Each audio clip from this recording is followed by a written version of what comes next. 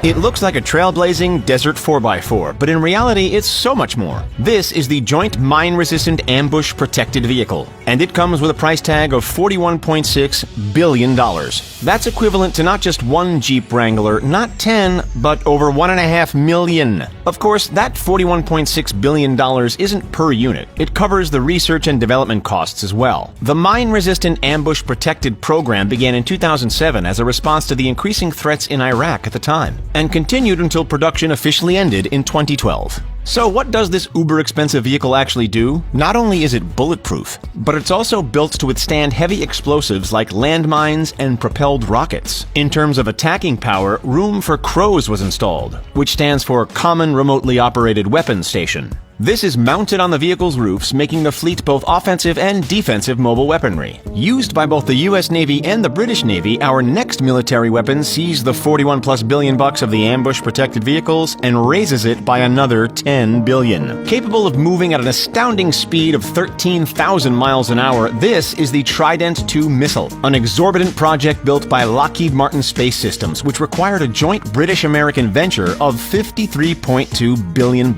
It's officially classified as an SLBM. What? A submarine-launched ballistic missile, which, means that it can be propelled from water onto land hundreds of miles away with ultimate precision. At this point, it's never been used. Some would say that's reason enough to call it an absurd waste of money. However, many others would argue that absence of use is the best outcome. You see, the Trident II missile, which is over 42 feet long, is armed with thermonuclear warheads. And we all know the irreversible damage a weapon of that caliber could cause. From the sea to the skies, cast your eye toward our next military money guzzler, the Bell Boeing V-22 Osprey. Powered by multiple Rolls-Royce T406 engines, the unmistakable Osprey is capable of extremely short takeoffs and landings. Take a look. If that weren't impressive enough, it also boasts the ability for direct vertical takeoff and landing. Designed specifically for Air Force combat search and rescue, fleet logistics support, and special warfare support, the Osprey is a long-range transport vehicle that combines the most notable and useful characteristics of both helicopters and fixed-wing aircraft. And it wasn't cheap.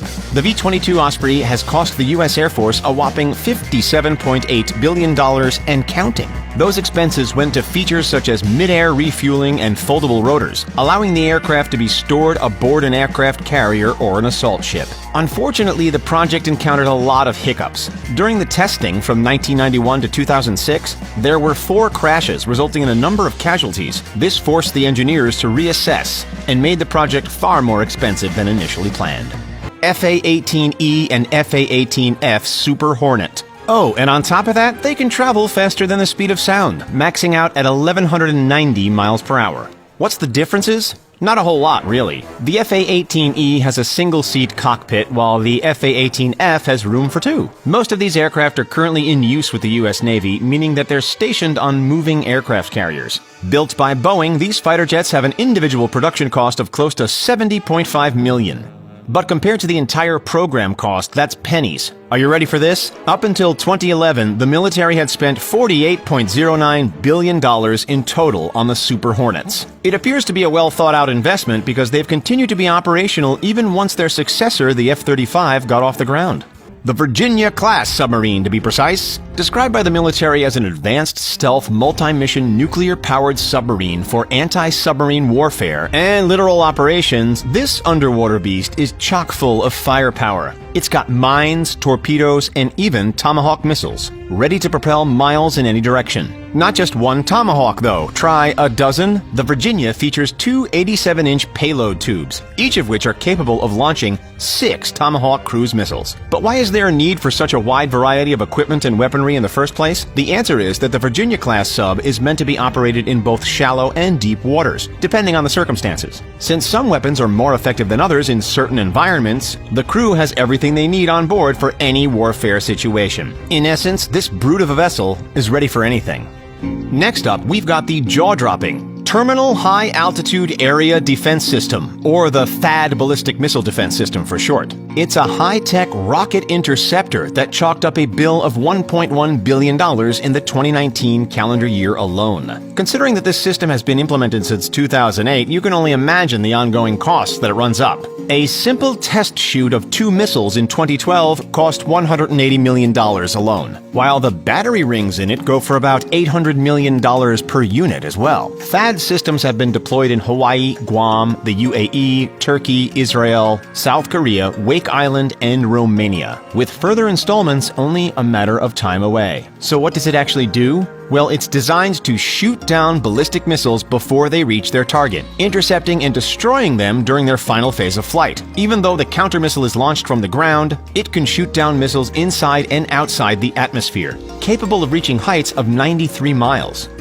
Soaring in next, with an overall program cost now standing at nearly $45 billion, this unique aircraft, with its continuous curvature design, is the Northrop Grumman B-2 Spirit. Not only can it infiltrate complex air defense shields thanks to its unique stealth capabilities, but it can also maintain its attacking operations at heights of up to 50,000 feet. Those operations don't come cheap though. Per hour, just a single B-2 Spirit bomber costs $135,000 to fly. A huge chunk of that comes from maintaining its costly stealth coating, known as alternate high-frequency material, which helps it elude enemy radar detectors. Don't let the stealth fool you though, there's no lack of attacking power under the hood whatsoever. The 2-pilot bomber is able to carry 40,000 pounds of weapons, can climb 3,000 feet per minute to quickly escape trouble, and has the endurance to outrun any chasers, with a vast range of almost 7,000 miles. Despite all the advanced technology on board, the B-2 isn't without its issues. In fact, one particular B-2, the so-called Spirit of Kansas, malfunctioned upon takeoff in Guam, creating one of the most costly mistakes in military history.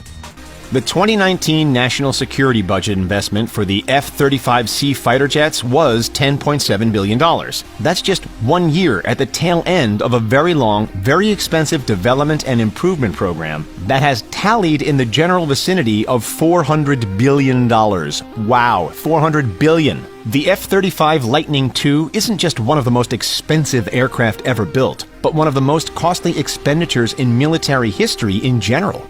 This came down to the fact that it had a lot of teething problems. Far more setbacks and far more tests were carried out than initially anticipated. However, it got to the point where officials deemed the project too big to fail, so the Air Force continued to pump more and more money into it. What weapons can the F-35 carry, you ask? A lot. How's this for an arsenal? Impressive, isn't it? The precise numbers vary depending on whether it's flying in stealth mode or beast mode, but either way, it packs one hell of a punch.